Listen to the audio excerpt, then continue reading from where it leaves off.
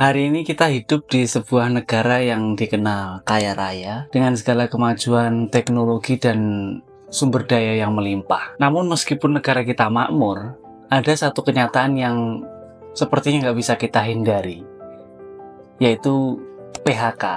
Pemirsa, berkali-kali Google mem-PHK karyawannya, terbaru 200 orang karyawan terkena dampak. Pemirsa, sekitar 70% pelaku usaha hotel dan restoran di Jakarta berencana melakukan pemutusan hubungan kerja atau PHK karena bisnis yang lesu. Pemutusan hubungan kerja atau PHK masih menjadi momok di berbagai belahan dunia termasuk Indonesia. Sejak era pandemi COVID-19, fenomena mengerikan ini belum mereda juga. Pernah nggak sih kita kayak nanya ke diri kita sendiri gitu, apa yang akan terjadi jika saya menjadi salah satu yang terimbas PHK ini? Satu pertanyaan yang tentu menakutkan bagi siapa saja. Terlebih bagi kita yang sudah nyaman dengan rutinitas pekerjaan yang ada dan menjadi sumber penghasilan untuk keluarga kita, terutama yang sudah memiliki anak dan istri. Namun, meskipun banyak hal yang tak pasti di masa depan, ada satu hal yang semakin saya yakini: konten.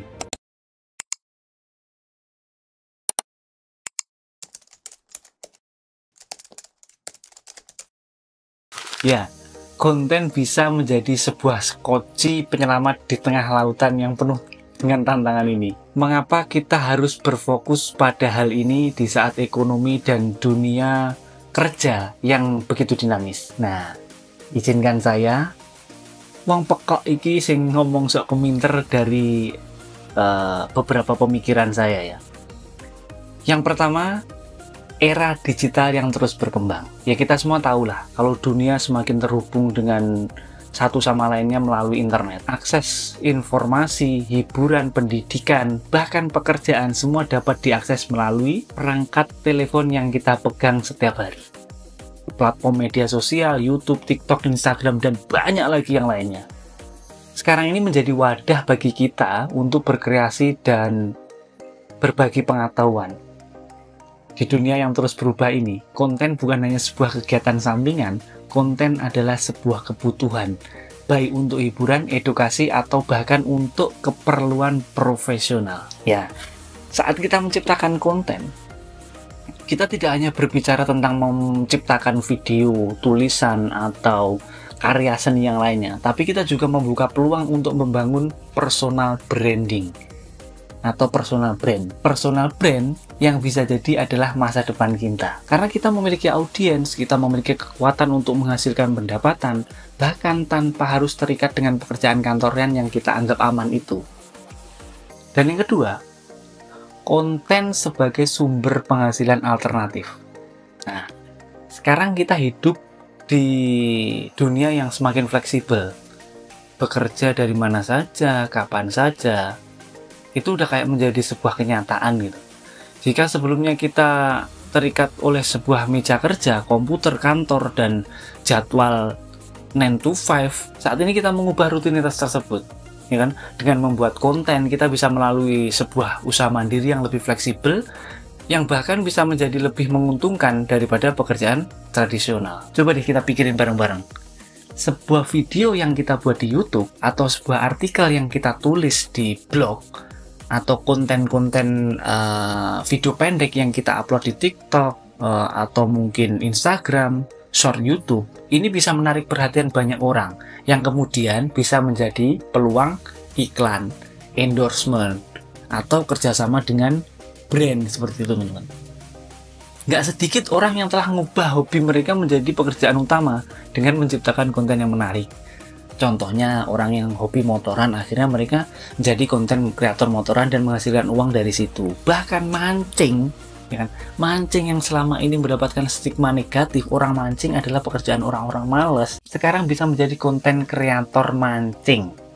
Ya, banyak konten kreator mancing yang akhirnya mereka juga kaya, sukses dari itu. Akhirnya apa? Hobi terlaksanakan, pendapatan didapatkan. Jadi artinya banyak yang berhasil menciptakan kekayaan hanya dari dunia konten. Terus kenapa kita nggak bisa? Yang ketiga adalah mengatasi ketidakpastian dunia kerja. kalau melihat tren PHK yang semakin marak, kita harus bersiap untuk segala kemungkinan, teman-teman.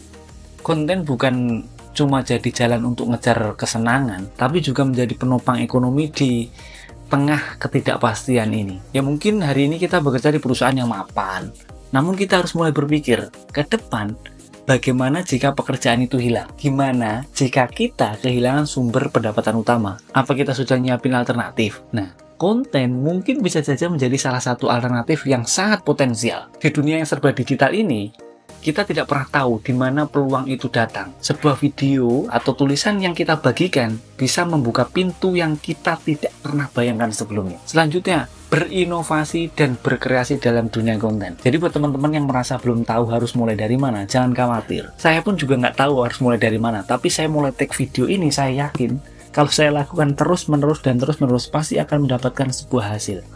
Hasilnya adalah capek. Enggak. Ya pasti akan ada sesuatu yang kita dapatkan lah.